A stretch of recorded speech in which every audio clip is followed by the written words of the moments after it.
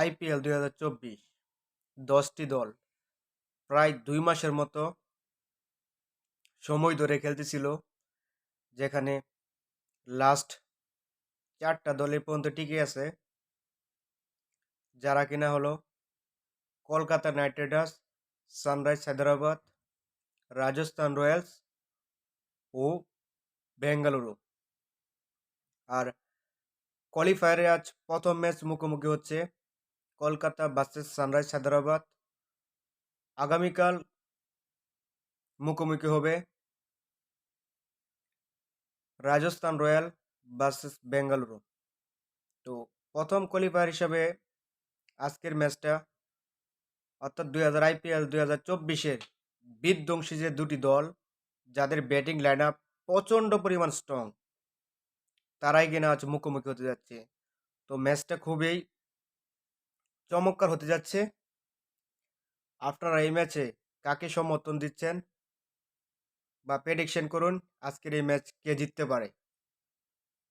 Sunrise Hyderabad versus Kolkata knight Riders, যে কিনা দুটি দলই বোলিংয়ের চাইতে ব্যাটিংয়ের দিক থেকে দুটি দলই চরম বিধ্বংসী।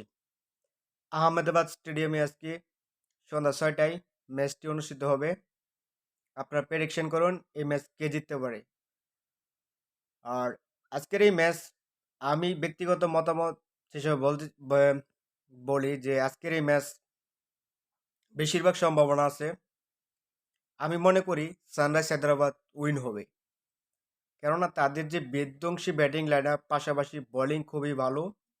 অপরদিকে কলকাতা নাইট রাইডার্স, তাদেরও ব্যাটিং লাইন আপ প্রচণ্ড পরিমাণ লম্বা, আর বোলিংও খুব ভালো আছে। সুনীল নারিন, যে কিনা দলের স্টাম্প কাট হতে পারে, সে বোলিং ব্যাটিং দোনো দিক দিয়েই প্রচণ্ড পরিমাণে পারদর্শী। সে কলকাতাকে, মানে কি বলবো, সে একা হাতে অনেকগুলা ম্যাচ জিতে এসেছে, বোলিং করে পাশাপাশি ব্যাটিং করে। তো ম্যাচের এক পর্যন্ত আপনারা সবাই কমেন্ট বক্সে প্রেডিকশন করে যান আজকের এই ম্যাচ কে জিততে পারে, কে হতে পারে ফাইনালের টিকিট, কে চিনে নিতে পারে।